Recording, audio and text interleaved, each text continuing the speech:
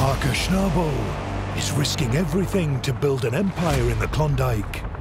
At just 28 years old, he's leveraged everything he has to buy the $15 million Dominion Creek claim. Parker Schnabel just found the BGGEest gold mine in history. From Season 14. Hope keep watching for more details. Hi guys, what's up? My name is Lemon. Welcome back to my channel. Like this video and enjoy this video. Don't miss the main topic of this video. So let's start the latest update. Imagine investing a hefty $25 million in a gold mine only to find out that the gold discovered falls short of your hopeful estimates. That's exactly what Parker Schnabel experienced when he took an extra bold step and headed to Dominion Creek with a massive best effort to secure despite his endeavors to claim and maintain the mine. Parker's enthusiasm waned as he struggled to reach profitable ground and avoid potential financial troubles. Join us as we delve into how Parker goes all out on the $25 million new Dominion Creek claim. Dominion Creek, they started working on the money pit again, and Mitch mentioned that this time it was on deeper ground about twice the size of the land they worked on last year along the Indian River. He knows Parker will spend a lot of money this time before getting any gold from the land. Tyson talks about the pressure Parker will feel going from having a lot of money in the bank to spending it all accumulating debt for the project. He says it will be a while before they start seeing gold to pay off the debts, and the fear of going broke must be on everyone's minds. Parker Schnabel is putting everything at risk to create a big business at only 28 years old. He used everything he had to buy the $15 million Dominion Creek claim. Parker says it's been a crazy and costly spree, spending more than ever before without even starting on the claim. If Parker's spending spree leads to finding gold, the Dominion claim could bring in a big payout up to $80,000, worth more than $160 million. Parker says it looks like a really good piece of land, but it's a bit challenging this season. Parker is going through a tough time as a miner, spending hundreds of thousands of dollars every week to get to the pay layer, but no money is coming in to replace what's going out at this rate. He could run out of money in just 6 weeks. Parker confirms there's still probably about 15 feet left, and it's super frustrating having so much land and so many problems financially. He thinks the only way to get this done quickly is to have a plan in place. The Dominion claim is a reminder of the work done by old-timers since the gold rush of 1986 back. Then their mining tools were not so good cleaning up dirt, leaving a lot of gold in waste tailings. Parker found old tailings near Gold Run Creek, thinking they could bring in some quick money. He shows Gold Run a super rich creek and where it was dumped in Dominion, guessing it was because it's in the same area, and he thinks there's gold in the tailings. If there is, it will be great, because as he admits, there are no strippings and they need money coming in as they are about to go broke very soon. Parker runs the tailings through a mini TRL to see if there's enough gold. He says they need to get 40 buckets with the tailings and search them for gold. They search and decide to weigh what they find to see if it's good fortune or not. The amounts guests were given were 240 milligrams, 190 milligrams, and then 226 milligrams.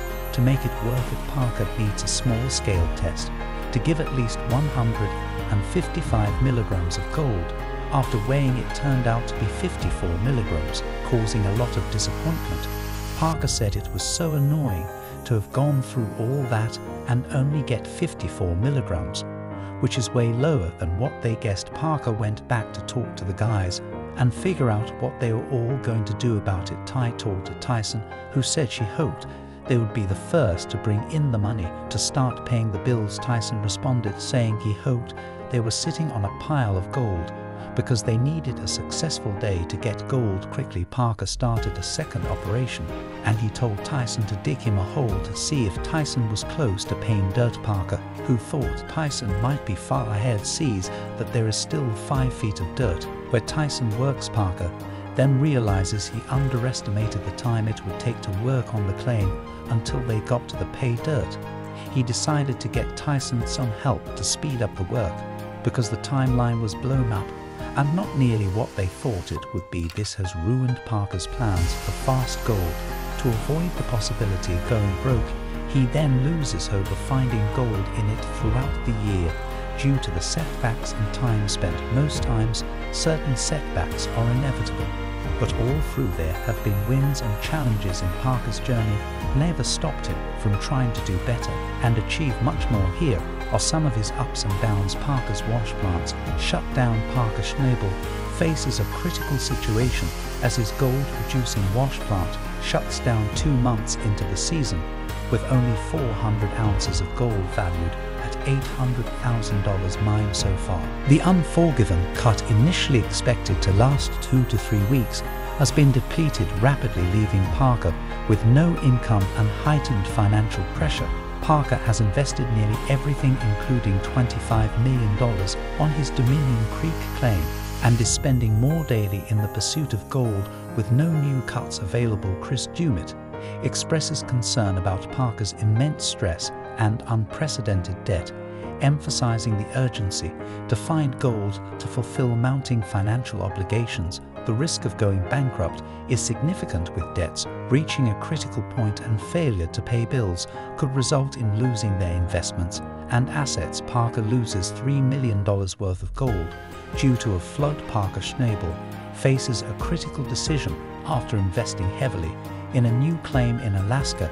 The young miners yielded 1,080 from old-time tailings, but the significant potential lies in the untouched ground called the Wolf Cut, potentially holding over 2,000 worth more than $3 million. The Wolf Cut is crucial for the information it provides. This season, over 2 months were spent by Parker's crew to reach the Wolf Cut, facing challenges like water influx and harsh conditions. 3 weeks ago, a flood turned the Wolf into a lake, presenting unexpected obstacles in their pursuit of gold. Mark Force successfully manages water-related challenges, reaching the lowest gravel level. Parker is determined to assess the gold potential. Mark reports his findings, and Parker decides to leave and return in 2 days for further evaluation.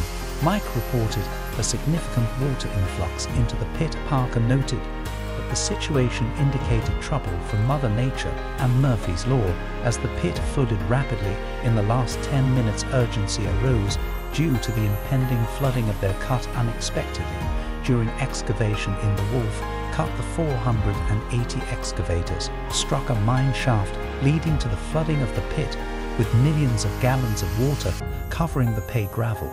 Despite having one 8-in pump, it proved insufficient. Mark was consulted about the availability of an extra pump, prompting a swift response to connect them even with 2 pumps in operation. The crew faced challenges, and the decision was made to pull the pump from the wash plant to enhance drainage. Tyler's decision to shut down the wash plant Red Rocket to acquire its 10-inch pump doubled the draining power, using 3 pumps in total. The hope was to assess the water level the next day and continue the season despite the initial setback. Within 24 hours, the 3 pumps successfully removed 10 million gallons of water. Efforts were then directed towards removing the mud that had washed into the pit during the flooding. With Parker's return, he was updated on the situation, expressing concern about the mud and mess that needed cleanup. Despite challenges, the team aimed to resume operations and explore the bottom of the Wolf Hole, where freezing temperatures threatened gold loss. The issue at hand was that they were running out of ground for mining. Parker Shoal began the season with the challenge of finding new conduct ground. However, the only available claim is deeper than any he has mined before. After 1 week and $1 million spent, he is not even halfway down the pay dirt. The primary focus now is on Mud Mountain, and there is some concern about potential expense if this cut doesn't go well. Despite the challenges, a lot is happening with around 50 people working, and they still fell behind. Foreman Mitch Blasser was working to open up more ground at the airstrip 1 mile northwest. Mitch Blash, the foreman, is ensuring a continuous flow of gold to cover Parker's investment in Mud Mountain. The task was to mine the last 22 acres of the airstrip. Cut leased from 20 Beats. The airstrip yielded a significant amount of gold last season. With substantial investments In Mud Mountain, Parker saw it as a potential quick source of income. Describing the challenges, he mentioned the unpredictable Yukon weather changing minute by minute. Similar to Vancouver's weather, the cold winter and record snowfall in the Yukon posed ongoing difficulties. Addressing Tanner, he inquired about the ongoing tasks, learning that the current scoop would be the last and that there was a need to stockpile material. Reflecting on the challenges, he expressed the unusual situation that typically occurs at the end, not the beginning of the season. Parker's only working wash plant incurred significant costs when not in operation, given the cold weather hindering the ground. To overcome this, they plan to run it on a night shift and stockpile the material during the day to eventually operate 24 hours a day.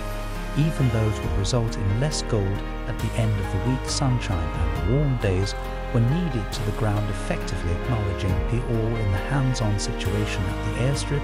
He highlighted Parker Schnagel's involvement in moving material and staying ahead of tasks. He also mentioned the challenges of being away from home, especially for Parker, who expressed a desire to finish the work quickly and reunite with his family. Despite the challenges, they had prepared a stockpile and were ready to restart. Lucifer finally has enough dirt stockpiled to run Lucy for 24 hours a day.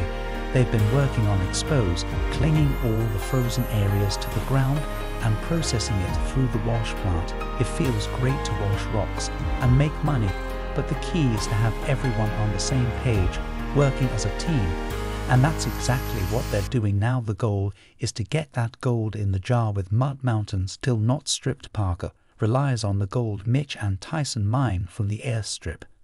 Cut, however, due to the lack of pay. The plant was down for 36 hours. The team goes ahead and counts the gold. They're hoping for over 200. With their runtime, the count reveals 2,340 worth over 420,000, beating the season average by 23. It's considered good, especially with consistency averaging almost 2.20 per hour, similar to the previous year. Chris, the egg, cleans up another 230 in this cleanup, bringing the season total to about 66.45. Acknowledging the team's efforts, there's gratitude for their hard work. Despite battling struggles, the challenges included frozen ground requiring an all-hands-on-deck approach. Parker even contributed by snowplowing himself out in a rock truck. The sentiment is that if such efforts are what it takes to put gold on the table, that's what they're going to do. The biggest gold nugget ever found since Australia's first major gold rush in 1851, nearly 2,500 tons of gold have been discovered in Victoria's Golden Triangle. Geologists estimate that millions of tons are still waiting to be found. Victoria is known for their big gold and a lot of opportunity, and that was where Parker found a huge gold nugget. The original welcome stranger melted into gold bars worth nearly $3 million today. Tyler explained that they had indeed secured some ground around the prospect. He mentioned that he had arranged something with a person named Ray Murray, who owned substantial mining shafts on a property.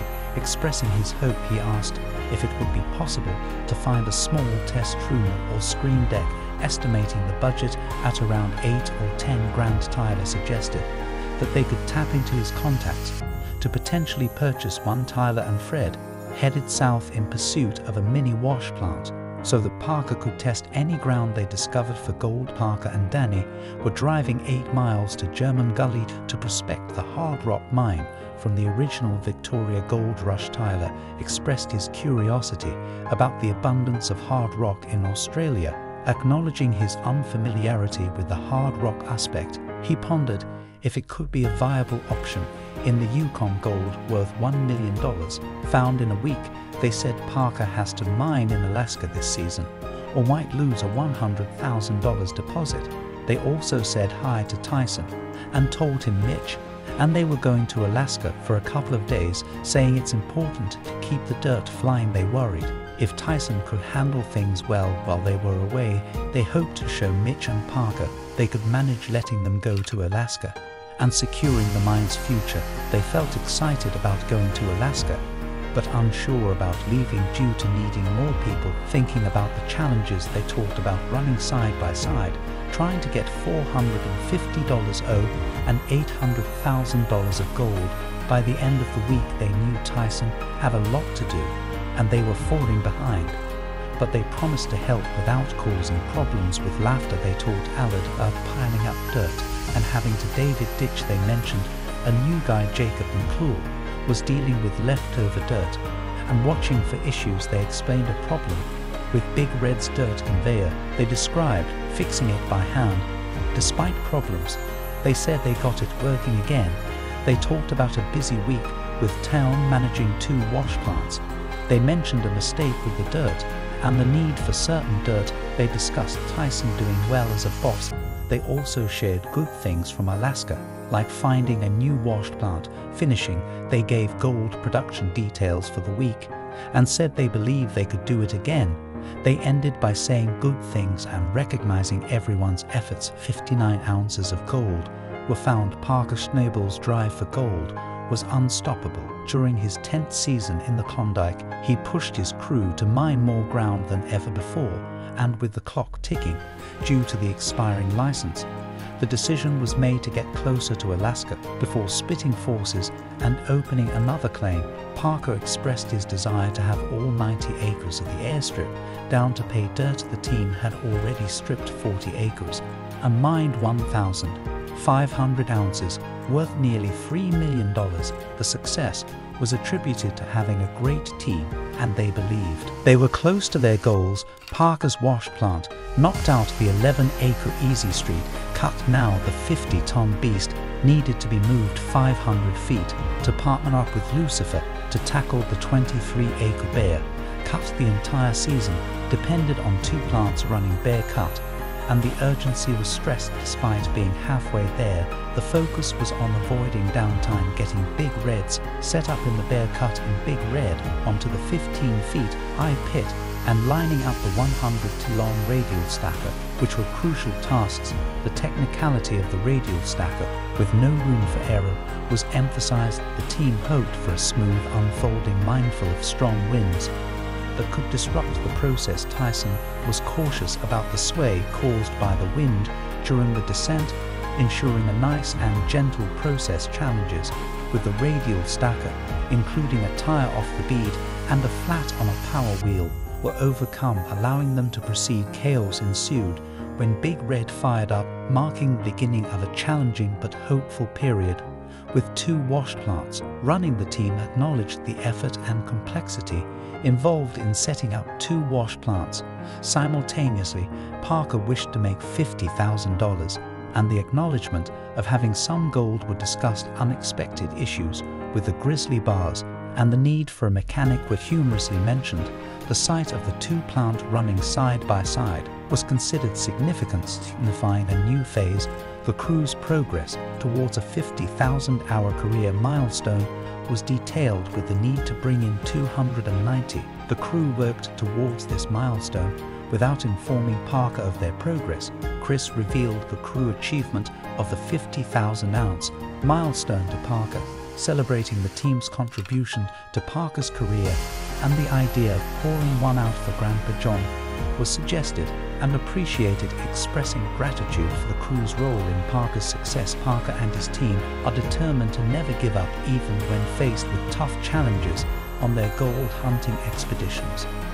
And while they may be tough, they can't compare to the durability of our new Noi Special Tough Phone Case, designed to protect your phone while preserving its sleek and stylish appearance. This phone case is the ultimate solution for anyone who wants to keep their phone safe from damage. Discover them right now by clicking on your screen or checking the first link in the description. Let's hear your thoughts about this episode of Parker's Conquest. I also like this video and subscribe to our channel for more exciting adventures. Stay tuned for more. Thanks for watching my video.